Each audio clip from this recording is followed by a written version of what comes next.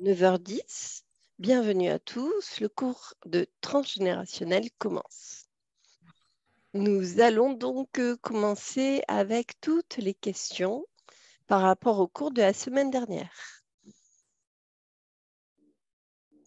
Ouais, on ne les avait pas préparées celles-là. Hein. On a Écoute, l'air malin maintenant. j'ai dû malheureusement m'absenter la semaine dernière et j'ai regardé le replay. Et encore une fois, c'est très riche tout ce que tu donnes, que ce soit l'histoire de la lettre. De voir, en tout cas par rapport au travail que je suis en train de faire. Et j'ai la chance de bien m'entendre avec ma mère pour aller rechercher les informations sur tous les problèmes d'argent. Et, euh, et de voir que la guerre a eu beaucoup d'impact. Il y a eu la guerre, il y a eu aussi la crise lorsqu'il y a eu le pétrole et tout ça, et de voir à quel point ça a impacté ma famille, et de voir que, en tout cas, il y avait deux versions, en tout cas, de comportement au niveau de certaines personnes. Le côté j'économise, je garde toujours une poire pour la soif, par exemple, ou des choses comme ça au niveau Garde expression. une main pour demain. Et ben ça, c'était pas dans ce qui était connu. Et puis d'autres parties qui étaient dans le côté de vraiment les poches percées et, euh, et de voir qu'en tout cas dans l'entourage proche, il y a deux comportements. Et, euh, et peut-être même il y a certaines choses en tout cas que je pu peut-être transmettre au niveau des enfants. Et ça serait intéressant de voir de quelle manière, en tout cas, on va pouvoir travailler là-dessus. Mais en tout cas, ça fait écho, j'y travaille, de voir même, quelles sont peut-être les origines par rapport à ça. Mais en tout cas, l'impact de la guerre a été quand même très, très marqué pour beaucoup de personnes on va dire, De de notre lignée. t'aligner. Ouais, lignée ou que ce soit pour moi ou pour mon épouse, il y avait des gens qui vivaient à Paris, qui avaient très peu pour se nourrir ou dans d'autres endroits aussi. Oui, ça a beaucoup. Alors, il y a eu aussi, avant la guerre de 40, la crise de 38. Grosse crise financière qui a amené une guerre. Parce que Corinne, on t'entend faire ton café. Attends, je dégage du bruit. Je Je croyais désactive qu'on ton n'allait pas son. m'entendre. Ouais, Je merci. désactive ton son et ton café. Tu seras D'accord. marqué à Désolée. l'éternité. Bon, il s'agissait de Corinne Zopardi qui vous invite tous à boire le kawash chez elle en Bretagne. Ah, mais pas de souci. Oh, oh, oh, oh. Attention, t'es en public, hein, chérie. Bon, allez, pardon Corinne, c'est pas vrai, c'était une mauvaise blague. Bon, donc je disais que la guerre de 14-18 avait amené vers l'émancipation des femmes, la crise de 1930 vers les États-Unis. Vous savez, il y a eu le krach boursier. Alors, je n'ai pas la date exacte de cette crise. On l'appelle la crise de 1830. En même temps ou juste après les années folles, le krach boursier qui a amené des familles vers le suicide, c'est-à-dire plus d'argent, le suicide. Et il y a eu un retentissement et un impact sur 1929. Merci beaucoup, Nawel. Il y a eu un impact donc sur l'économie européenne parce qu'il n'y avait pas de régulation au niveau de l'économie et tout. Et cette crise a amené des extrêmes politiques à faciliter la montée au pouvoir du fascisme. Ça a amené Hitler et ça a amené ensuite la guerre. Donc la guerre de 40 n'a pas commencé en 40, elle a commencé, oui, le jeudi noir. La guerre de 40 n'a pas commencé en 40, elle a commencé bien des années avant sur des prémices de faillite sociale, sur des prémices de personnes expropriées, de personnes qui ont tout perdu. Et il y a beaucoup il y a eu beaucoup d'écrits là-dessus. Il y a les raisins de la colère, je crois. Il y a, il y a eu des crises terribles, mais les crises terribles qui n'impactaient pas l'Europe se sont retrouvées impactantes après parce que ça favorise, ça a vraiment créé au niveau de la récession, des manques, des besoins, et il y a eu la guerre. Et ensuite, ben, comme une guerre ne suffit pas plutôt la guerre de 44, voilà, guerre de 40-45, 40-44. Il y a eu les indépendances qui se sont mis en place et puis l'Asie s'est mise à bouger avec la guerre à la Cambodge. On a eu la Cambodge, on a eu le Vietnam, on a eu ensuite la guerre d'Algérie. Et cette guerre a amené beaucoup de peuples, beaucoup de pays à vivre des crises. Bonjour Hélène.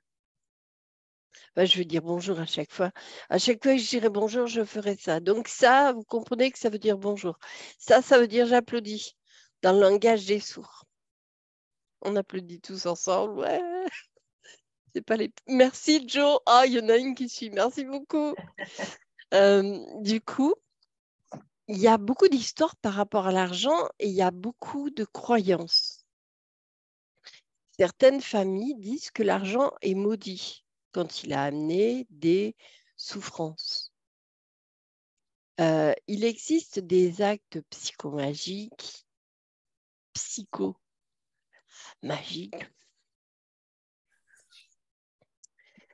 et en fait, ça va valider au niveau de l'inconscient que, ça c'est Jodorowsky qui dit ça va valider dans l'inconscient qu'il y a une réparation puisqu'il y a un acte qui a été fait. Nous allons, avant de faire des petits exercices techniques par rapport à l'argent, passer directement sur les histoires de loyauté. Parce que tant qu'il y a loyauté, il y a interdit familial et interdit de transgresser l'interdit. Est-ce que c'est compréhensible, ce que je vous dis? La loyauté, c'est la règle qui induit que l'on doit se comporter de manière droite, respectueuse, avec probité et honneur. Être loyal. La loyauté au niveau de l'inconscient est une règle de la famille qui invite l'individu à devoir se comporter avec honneur vis-à-vis de sa propre famille et peut-être un peu moins d'honneur vis-à-vis des autres. Sauf que, c'est pas comme c'est qu'on croit. Ah ouais, j'ai fait une faute de français pour que vous me regardiez. C'est pas comme ça que ça fonctionne. Parce que si une personne induit ou implique une règle familiale par rapport à cette loyauté et par exemple, un des exemples les plus courants qui soit, une grand-mère qui a vécu des traumatismes dans son enfance ou qui a perdu un petit frère ou une petite sœur, qui par le schéma familial fait que elle va avoir son enfant et lui interdire de grandir, c'est-à-dire qu'elle va infantiliser son fils ou infantiliser sa fille, amenant l'enfant, une fois adulte, à ne pas être un parent responsable. Le grand-parent récupérera le petit enfant.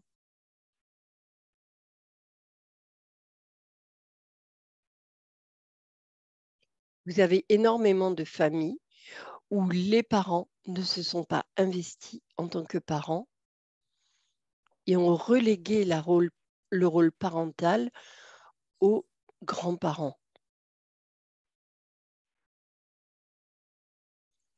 Parce qu'il y a une histoire de loyauté. dans l'éducation, il y a comme un interdit pour la grand-mère de voir son fils devenir grand ou de voir sa fille devenir grande. Une fois adulte, la fille ou le fils se comportera toujours comme un enfant vis-à-vis de son parent. Est-ce que c'est clair là quand je le formule comme ça? Parce qu'il s'agit d'une loyauté familiale. On trouve souvent des familles claniques. Une famille clanique, qu'est-ce qu'une bonne famille clanique? Une famille de clans.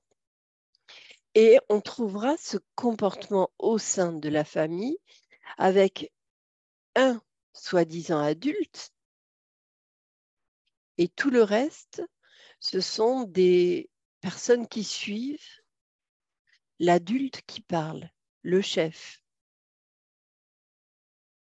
On tombe sur de la loyauté familiale. Et si on n'est pas loyal à la famille, on se fait rejeter ou éjecter. Les règles sont très claires. Et les règles de la loyauté sont les règles de la loyauté. On doit être loyal à son parent. Et si dans le parent, au niveau de l'éducation, tout le comportement de notre parent a fait que l'on n'a pas pu s'émanciper en tant qu'adulte, quand il y aura des responsabilités à prendre au niveau de ses enfants, on ne pourra pas le faire. Et ce sera notre propre parent qui le fera. Parce que ce parent-là a besoin que jamais l'enfant ne grandisse. Vous voyez le truc?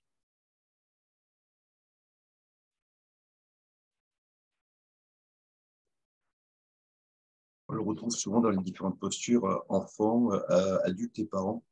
Et le Oui, fait que l'enfant de place à un adulte et de la conversation, même dans les conflits que l'on peut avoir entre parents et enfants, à un moment, il y a ce côté où l'enfant qui est adolescent, qui veut devenir adulte, peut être en conflit avec toi.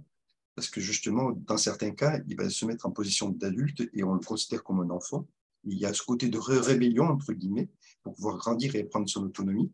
Il y a d'autres personnes qui vont être complètement soumises au mère ou au père et qui, effectivement, se retrouvent dans ce cadre-là. exactement. Vous allez souvent avoir des patients ou des consultants. C'est mieux consultant, le terme consultant est plus juste.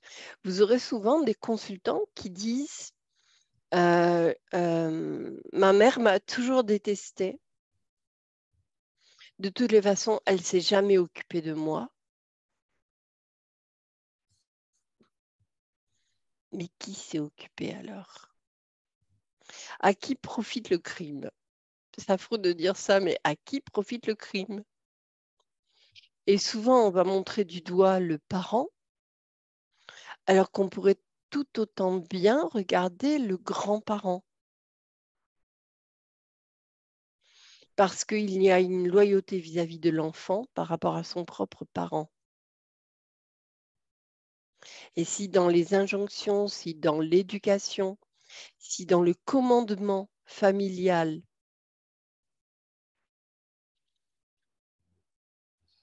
l'adulte ne peut pas exister, l'adulte ne deviendra jamais responsable. L'argent pourrait être une face cachée de cette problématique. Je ne suis pas responsable.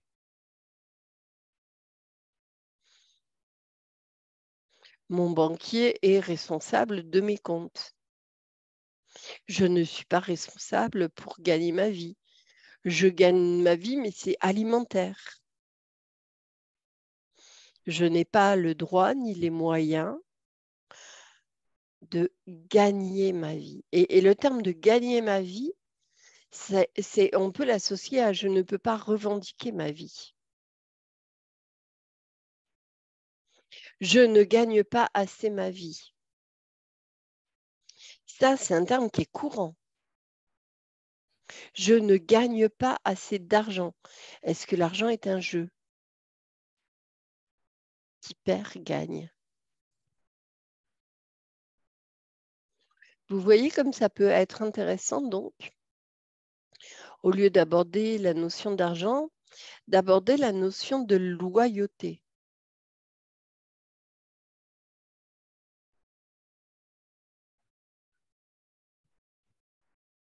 Est-ce que vous avez des cas en tête par rapport à ces histoires de loyauté?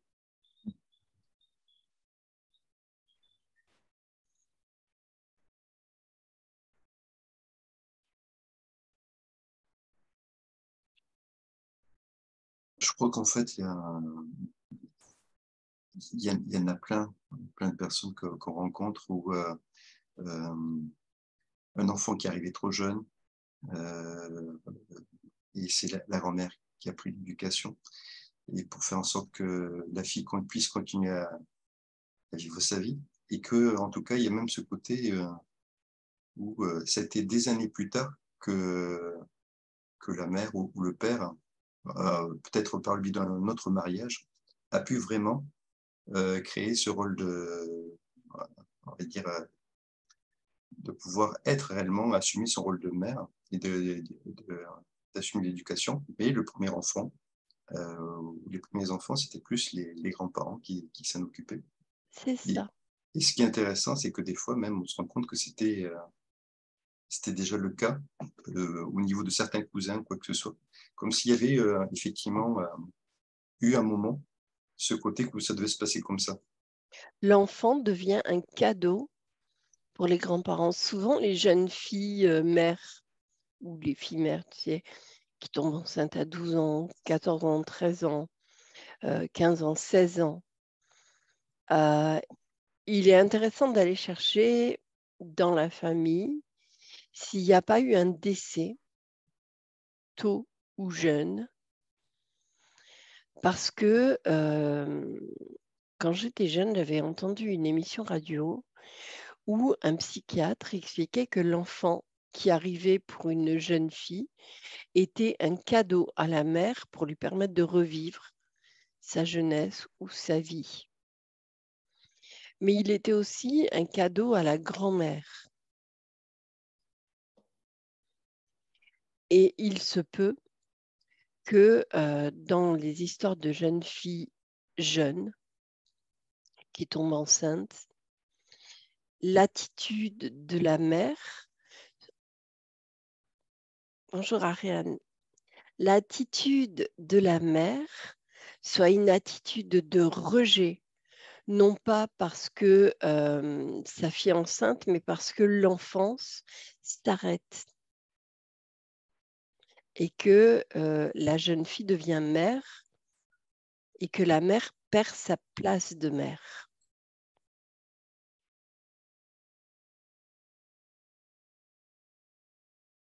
Les histoires de loyauté familiale sont très intéressantes à étudier, à comprendre et à connaître. Parce que quand il y a loyauté, il y a interdit de transgresser la règle.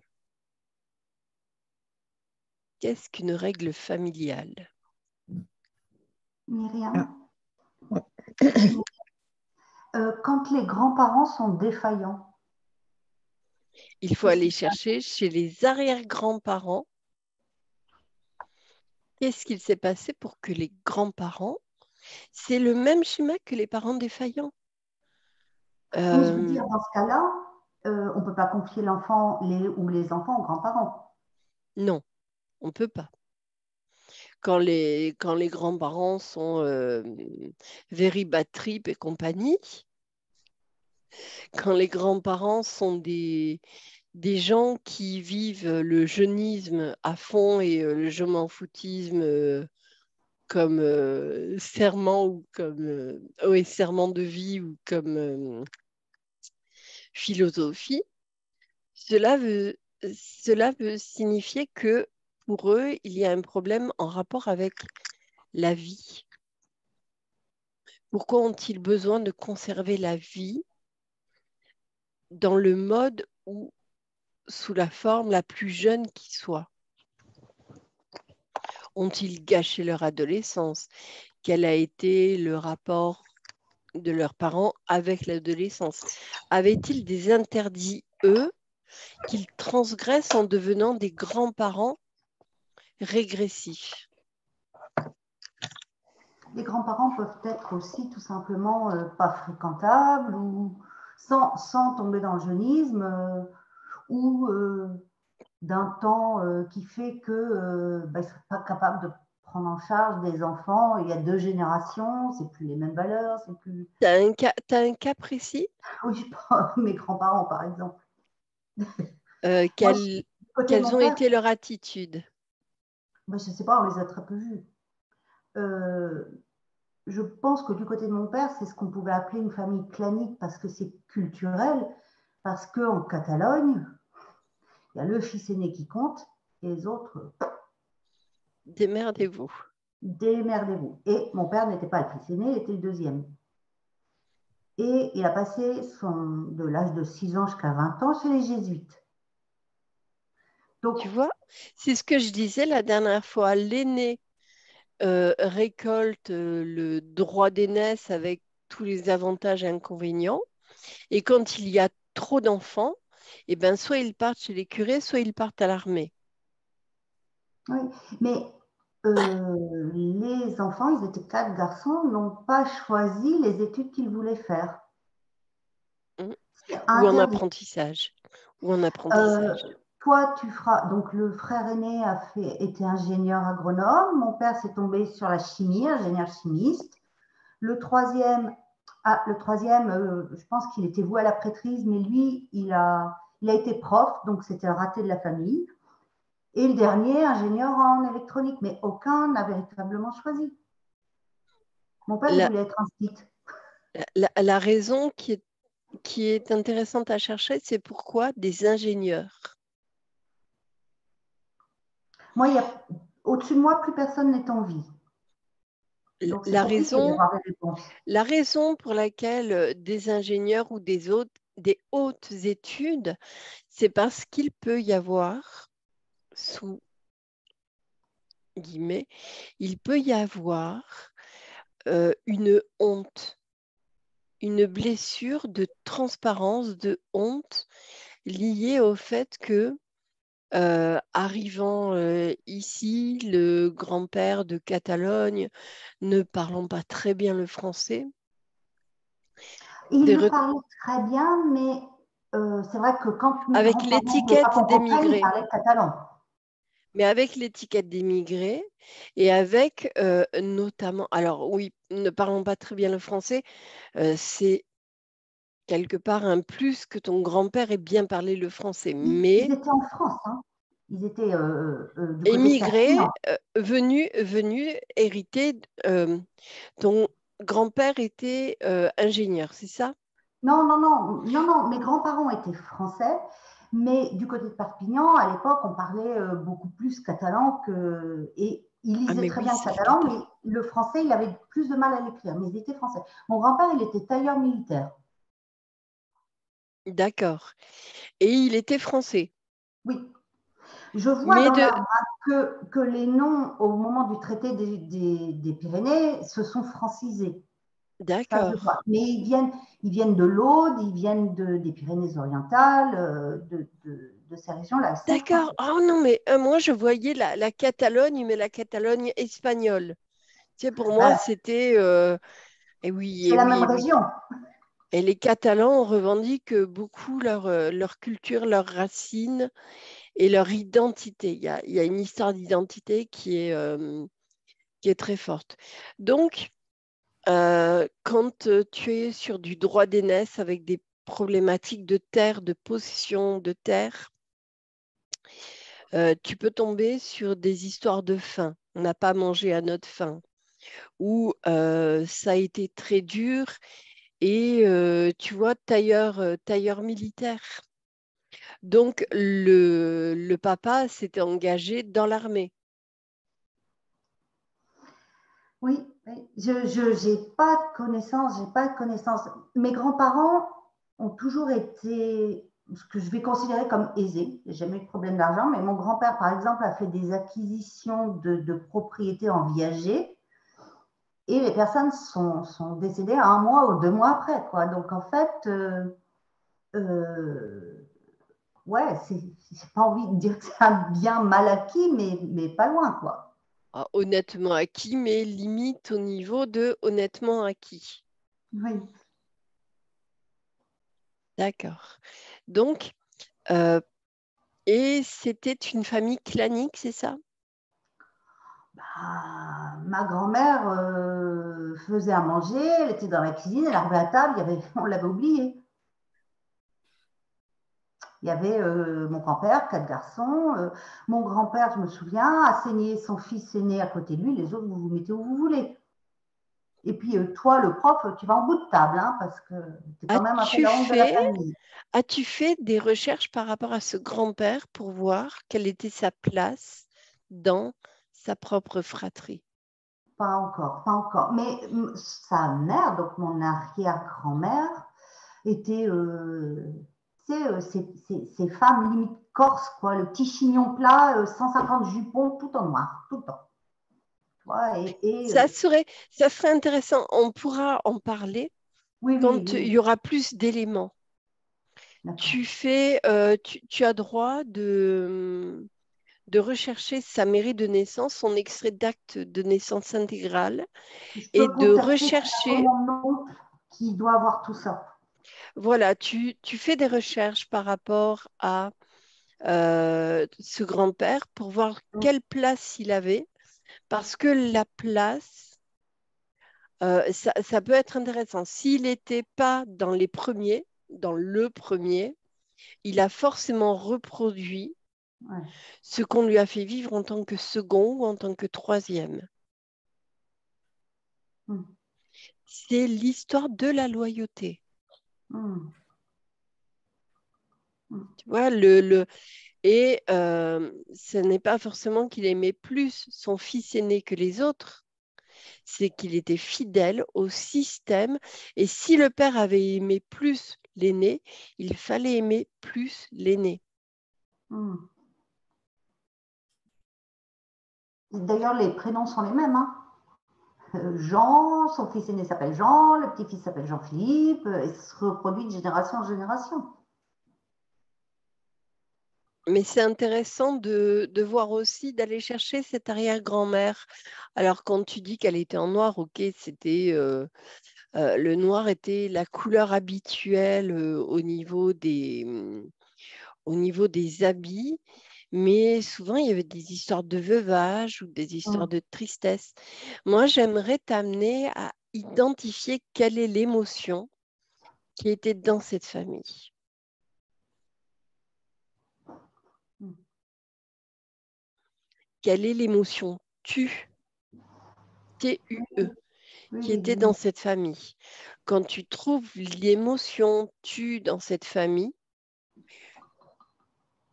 tu peux solutionner la problématique. Parce qu'au final, on est tous des êtres d'émotions, vivant des émotions, imprégnés d'émotions. Les émotions sont liées à des situations.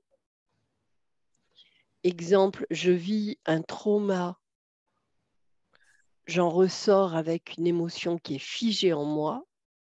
Je vais transmettre ce temps qui s'est arrêté en moi émotionnellement et de manière génétique et de manière conflictuelle. Un conflit non résolu se transmet de famille en famille. Et la Mm. loyauté fait qu'on se garde le conflit. Et pour peu qu'il y en ait un qui essaye de le résoudre, mais qui le résolve très très mal, ce conflit, on se retrouve avec un conflit dissous en deux, avec d'un côté la brebis galeuse, le prêtre, le prof défroqué parce qu'il n'a jamais été prêtre, mais bon, il est considéré comme défroqué parce que il était peut-être celui qui allait prier pour tous les péchés de la famille. Mm. Tu sais, l'enfant sacrifié, l'enfant voué, l'agneau de Dieu, quoi. Et il a failli à la tâche en devenant professeur parce qu'il n'avait pas envie non plus de sacrifier ou de vouer même sa vie à la cause familiale. Parce que s'engageant dans les ordres, il s'engageait pour sa famille aussi. D'ailleurs, les ordres, ça ramène beaucoup la rectitude dans les familles. Ça remet de l'ordre dans la famille. Ça peut être un jeu de mots intéressant à analyser. Donc, nous en sommes à loyauté. Quand vous avez des histoires de loyauté où il y a plein d'interdits, des interdits que l'on ne peut transgresser, les émotions vont être interdites par extension. Ne montre pas que tu pleures, ne montre pas que tu es triste. On ne doit pas pleurer, on ne doit pas être triste, on ne doit pas montrer qu'on est fragile. On ne doit rien montrer. Parce que si l'on montre, on se met en danger. Ou la chose la plus intéressante à analyser ou à étudier dans les familles où il y a des loyautés conflictuelles vont être la honte et la culpabilité.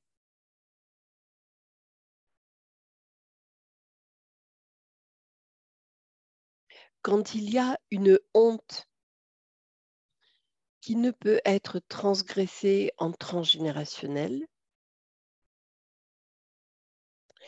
une honte qui peut être liée à un inceste, à un homme qui est parti avec sa maîtresse aux États-Unis, qui n'est jamais revenu, qui a fait des gosses partout et qui a laissé femme et enfants tout seuls.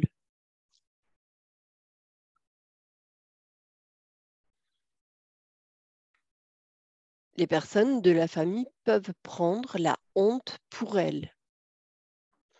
C'est une chose qu'on entend souvent, j'ai honte pour toi. Tu me fais honte. La honte est donc une émotion que l'on vit en commun. Est-ce que vous êtes d'accord avec ça? Souvent, les parents disent « ne me fais pas honte ». Donc, la honte est une des plus grosses choses qui puissent être transmises dans une famille. Le contraire de la honte, c'est « rends-moi fier ».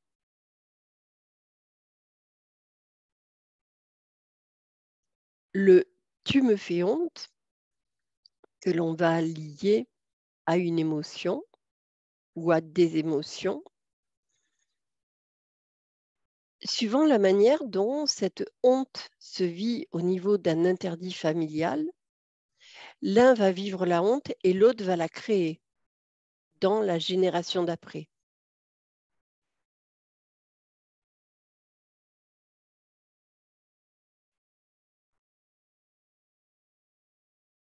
La honte va se diviser en plusieurs parcelles.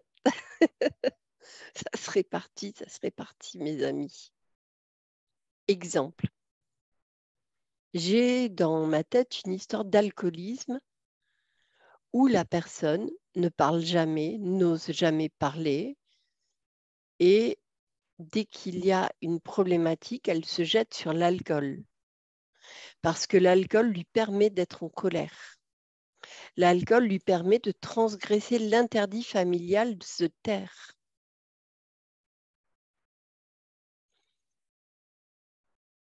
Et la colère, une fois qu'elle a fait ses dégâts,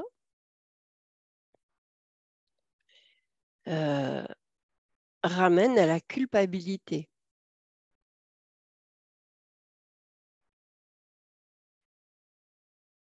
La culpabilité ramène à la tristesse.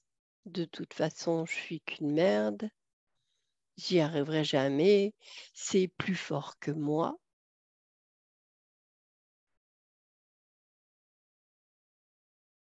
Je devrais le dire, mais je ne peux pas le dire, je dois me taire. Et la peur interdit de s'exprimer. La peur de transgresser l'interdit familial. Vous comprenez le schéma, le processus? Si la colère pouvait être assumée, si la colère pouvait être vécue de manière transparente, elle n'aurait pas besoin de passer par l'alcool.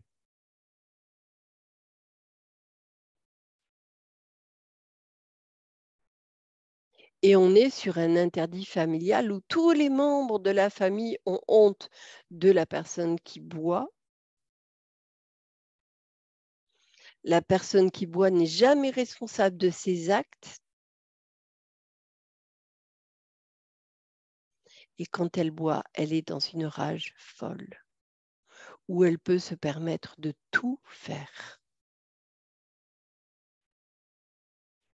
Parce que in vino veritas, c'est une chanson. Mes frères. In vino veritas, mes frères. Et mes sœurs, parce que merde, il n'y a pas que les hommes qui boivent dans la vie, les femmes, elles ont le droit aussi.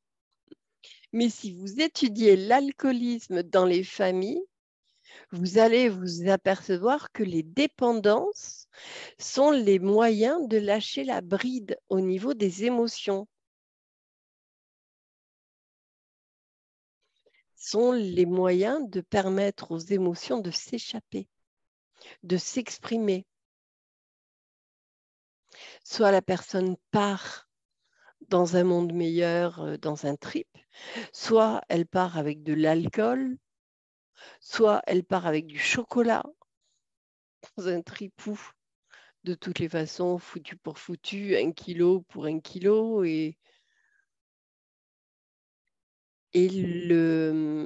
la phrase qui vous permet de détecter que c'est du transgénérationnel, c'est le « c'est plus fort que moi ». Je vous invite donc à aller chercher dans le transgénérationnel qui c'est qui est plus fort que la personne. Et pourquoi la personne trouve un substitut ou un moyen détourné pour permettre à l'émotion de sortir et de s'exprimer. Myriam, Richard? au niveau de l'alimentation, on peut retrouver le même principe. Oui. Et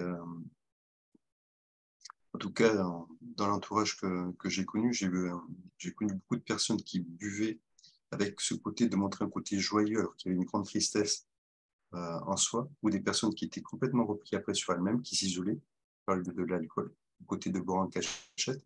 Mais ce n'étaient pas des gens qui, en tout cas, exprimaient de la colère, mais il y avait un mal-être qui était profond. Et c'était une façon de se calmer, en tout cas par rapport à ça. Et après, en alimentation, le nombre de personnes qui ont des compulsions et qui disent effectivement cette fameuse phrase « c'est plus fort que moi ». Vous pouvez donc inviter les personnes à partir en transgénérationnel pour aller voir, pour aller chercher qu'est-ce qui s'est passé dans cette famille pour qu'un interdit se pose sur le droit au bonheur, sur le droit à la joie, sur la possibilité d'exprimer sa tristesse, de dire « je suis triste ». Vous tomberez quasiment à coup sûr sur des histoires qui remontent, dans lesquelles la joie s'est arrêtée, dans lesquelles le droit au bonheur s'est arrêté un jour, dans lesquelles la tristesse a été interdite et l'alcool devient le vecteur permettant cette émotion de s'exprimer. Est-ce que c'est clair pour vous? Ariane? Voilà, tout à l'heure, tu as parlé donc que l'alcool permettait de vivre cette colère qui ne pouvait pas être vécue autrement, puis que ça menait à la culpabilité je suis qu'une merde, etc. Et puis alors, tu as dit que ça amenait à la peur.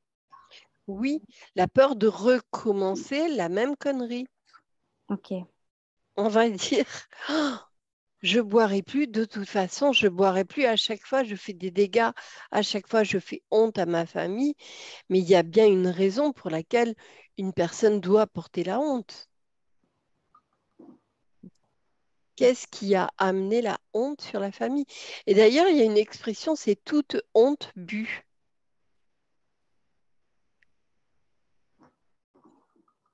Elle est intéressante, cette expression. Toute honte bue. Donc, d'aller chercher à l'origine, en transgénérationnel, qu'est-ce qui s'est passé pour que euh, il y ait un interdit qui soit posé et pour que chaque personne récupère une partie de cet interdit, soit dans le rôle du bon, soit dans le rôle du mauvais. Le bon, ça va être oh, tu me fais honte, je suis tellement mieux que toi, mais tu me fais honte. Mais tu as vu comment tu te comportes? Qu'est-ce que tu me fais vivre? Qu'est-ce que tu me fais vivre? Ça veut dire je suis une victime. Alors qu'en général, je suis plus un sauveur qu'une victime. Parce que c'est moi qui vais te chercher au bar, c'est moi qui te récupère. Et on est dans du 50-50. Est-ce que c'est clair pour vous, ces histoires de loyauté? Ça vous servira par rapport à la culpabilité si vous tombez sur la culpabilité.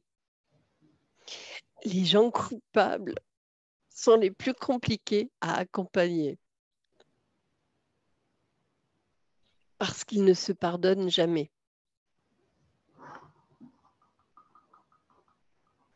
Et une personne qui ne se pardonne jamais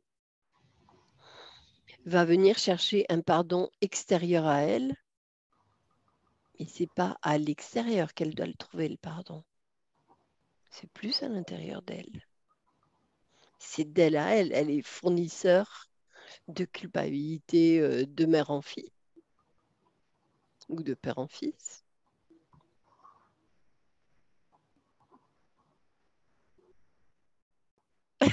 Ça en fait réfléchir là. Et grandissant pour son pur jus de culpabilité. Allez, avec une petite dose de responsabilité à 10% et le dosage culpabilité est vachement bien. Culpabilité, c'est les trois émotions qui tournent en mode essorage. Interdit d'exprimer sa colère, devoir d'être impeccable, irréprochable, toujours bien, toujours sourire, tout va bien en apparence. Ne montre pas que tu es faible, ne montre pas que tu es fragile. Sois gentil avec tes proches. Il y a des enfants plus malheureux que toi. Ok, d'accord. Donc, interdit d'exprimer ses propres émotions, mais les propres émotions qui sont refoulées quand elles sortent, ça pète dans tous les sens. Comme on dit chez moi, ça cague partout. Il y en a de partout. Ça cague partout. Il y a une expression, c'est il cague partout. C'est il en fait partout. C'est ça a tapissé les murs. La personne après a honte. Elle se jure de ne jamais recommencer à être en colère parce que elle ne sait pas gérer sa colère. Elle refoule. Elle est triste parce qu'elle a blessé des personnes plus qu'elle n'aurait dû, tellement la colère était forte et violente. Et après, après la tristesse, elle se promet de ne pas recommencer.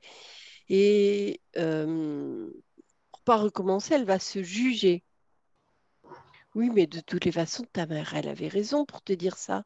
Regarde comment tu fais, regarde comment tu agis. T'es vraiment... mais tes parents ont bien fait de te dire ça.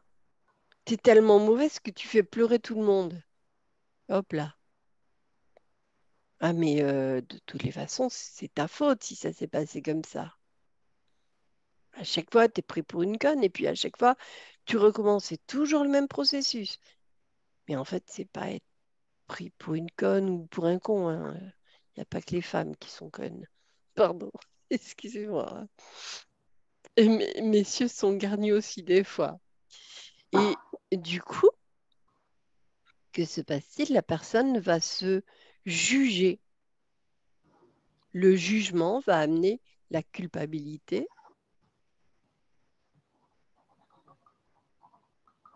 et elle va devenir son propre bourreau. Et la sentence sera, ben, c'est ta faute. Tu es responsable.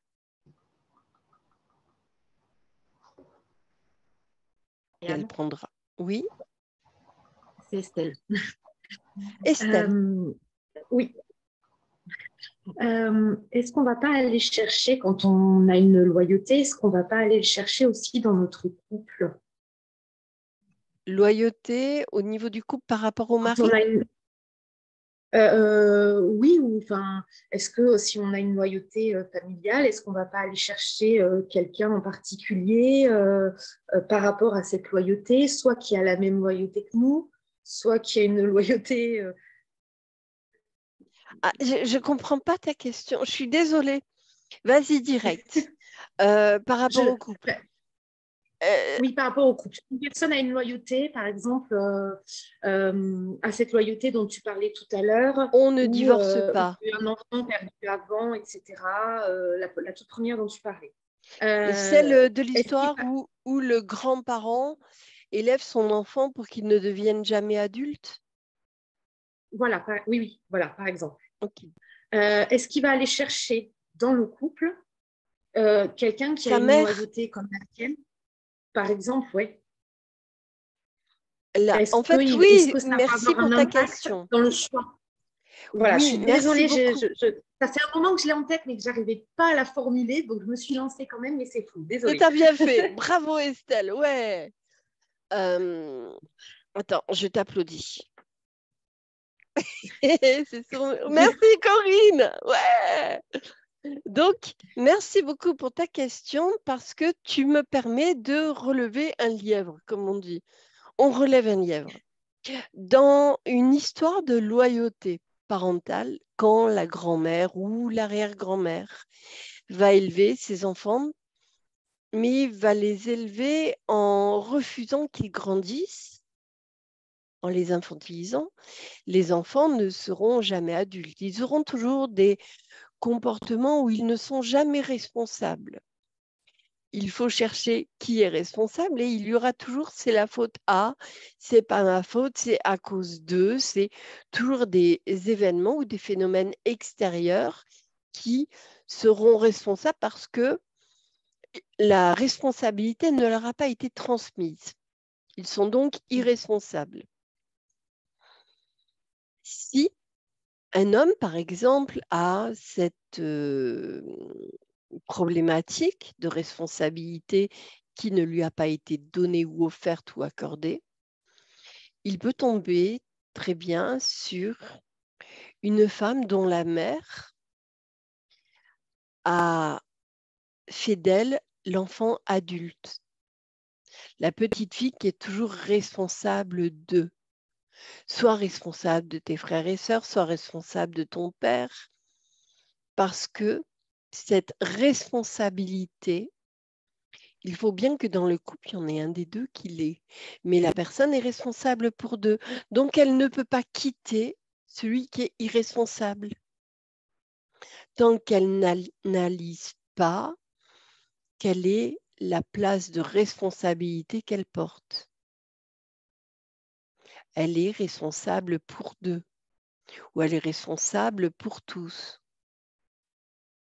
Et on en revient à la culpabilité avec le « c'est ma faute » parce que je suis responsable. Tu vois, il y a tellement de tenants et d'aboutissants dans ces histoires qu'il faudrait pouvoir les connaître point par point, détail par détail. Donc, dans le couple, l'homme va être celui qui ne peut pas porter les responsabilités parce qu'on ne lui a pas appris ou parce que ça a été interdit. C'est un interdit familial et il ne peut pas transgresser du fait que, par exemple, ça peut être la grand-mère qui verrouille tout le système familial autour d'elle. Aucune décision ne peut être prise et de toutes les façons, elle a toujours son mot à dire au niveau de ses enfants et au niveau de ses petits-enfants.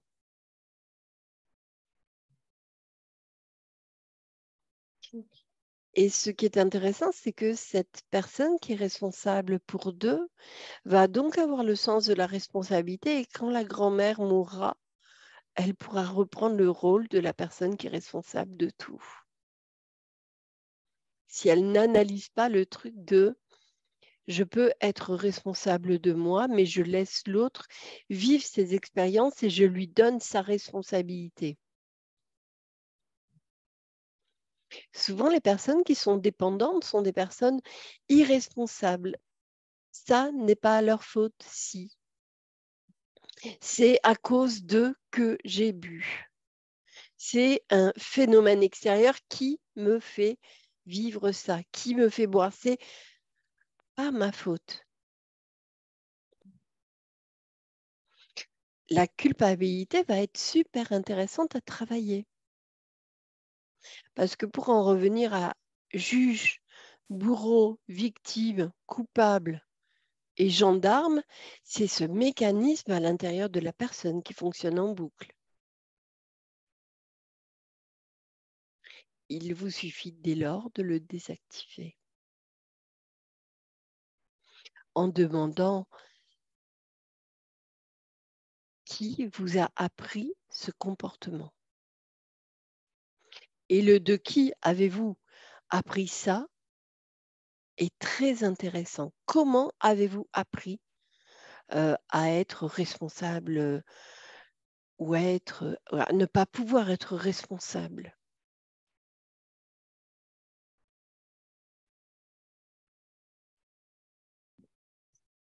Et on est obligé de trouver qui nous a transmis ça. Alors attention, parce que si on est obligé, on se met dans de l'obligation, et une obligation, ça craint, on est obligé, parce que ça va amener... Pour pouvoir s'en détacher. Parce que ça va amener un juge, un coupable et une victime de juger. C'est qui? On est obligé. Une obligation, ça amène un huissier de justice. C'est un devoir. Oui. Donc, libérons-nous des obligations. Nous pouvons très bien aller chercher l'origine de ça et quelle est la personne qui a tellement souffert qu'elle a posé ce système dans la famille. Un système que personne ne pourrait plus jamais transgresser.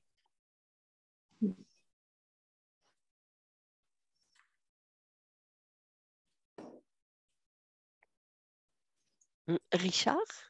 Il y a quand même, on va dire, certaines personnes qui sont dans la rébellion au niveau comportement, comme tu disais, au niveau de la colère, ce côté refus, et qui va créer de la part des parents ou des grands-parents même des sentiments d'être trahi par l'enfant, par rapport à ce devoir qu'ils ont de transmettre certains principes et ainsi de suite. Il va y avoir de la part de l'enfant, il va être rejeté, et, il va y avoir beaucoup de choses qui vont se passer dans ce principe, en tout cas de loyauté qui se met en place et qui, de génération en génération, était transmis. Ce qui donne, merci Richard, ce qui donne le côté mouton noir, le côté mouton blanc, le côté on rase gratis, pour ceux qui récoltent les bénéfices des moutons noirs et blancs, et ce qui donne le côté excessif parfois de se mettre en danger pour sortir du système et pour le faire exploser. Sauf que en faisant ça, on fait partie du système. on ne le transgresse pas, on le frontalise. Donc, il va être intéressant d'investiguer quelle est la personne qui est à l'origine de ce fonctionnement. Et souvent, ce fonctionnement va être lié à plusieurs mémoires. Parce que, comme je dis souvent, c'est du 50-50. Celui qui vit le phénomène et celui qui le fait vivre.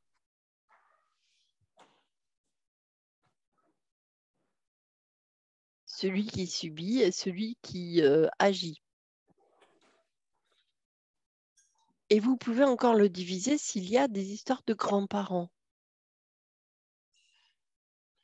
Un grand-parent, par exemple, qui a balancé pendant la guerre des personnes et en même temps, il avait son frère qui était dans le maquis et qui a tué des personnes.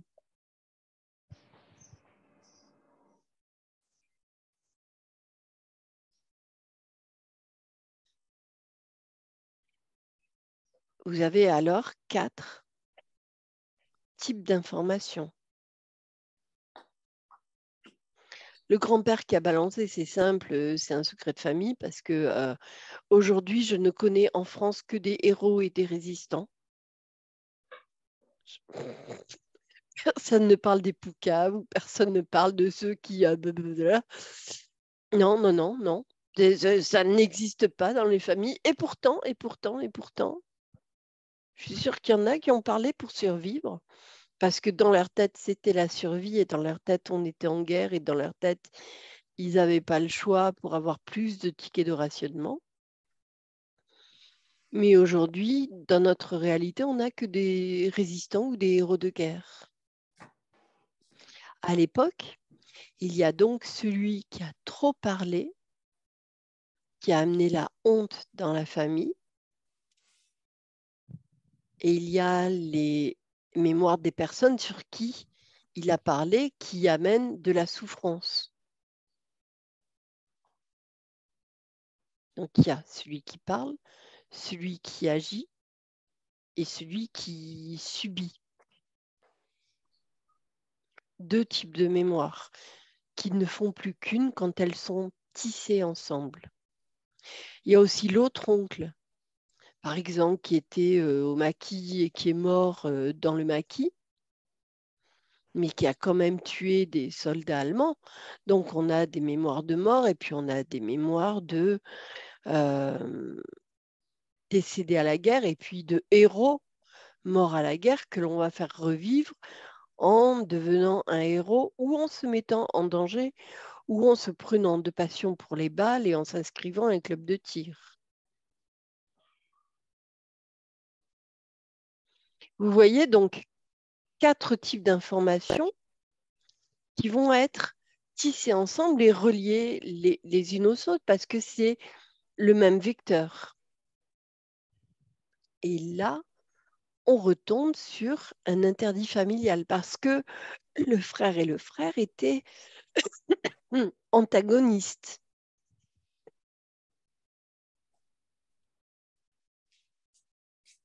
Il y a des mémoires où, en sachant que c'était l'aîné qui héritait, on arrivait, on avait les clés de maman, on venait, on prenait plein de trucs, et puis l'aîné, voilà, Bézef, que dalle, catchy, des spoliations.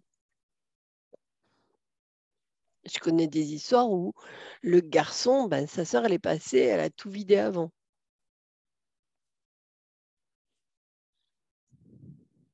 Elle a transgressé le droit d'aînesse. Donc, c'est des vols entre frères et sœurs.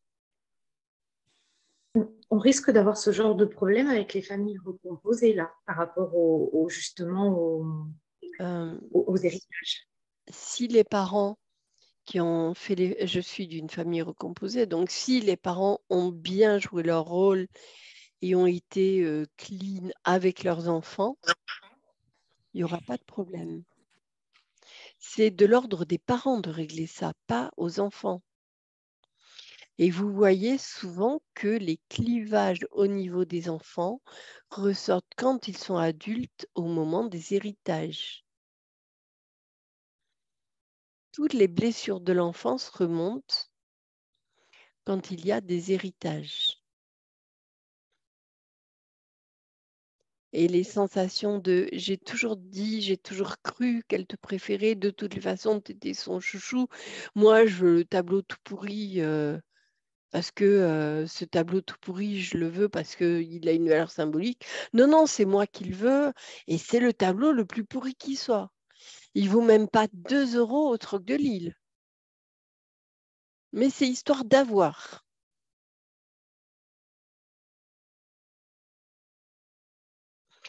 Et on voit à quel point l'héritier peut avoir un caractère puéril et enfantin au moment d'un héritage, comme une remise en enfance. Et c'est bizarre parce qu'on est censé être adulte. Mais tout ce qui n'a pas été résolu du conflit de l'enfance ressort au moment d'un décès. Les 2 points les plus importants en transgénérationnel qui amènent des secrets, des tabous, des interdits sont la vie et la mort. Ah, je vais dire beaucoup de gros mots ce matin, je vous ai prévenu. Mais avant, on fait une pause si vous voulez. 10 minutes. C'est 10h11, je suis généreuse. Je vous offre 10 minutes de pause. Est-ce que c'est OK? On revient dans 10 minutes. Ah, il y en a qui applaudissent. Ouais, trop bien. Allez, 10 minutes, donc à 10h22, on se retrouve ici.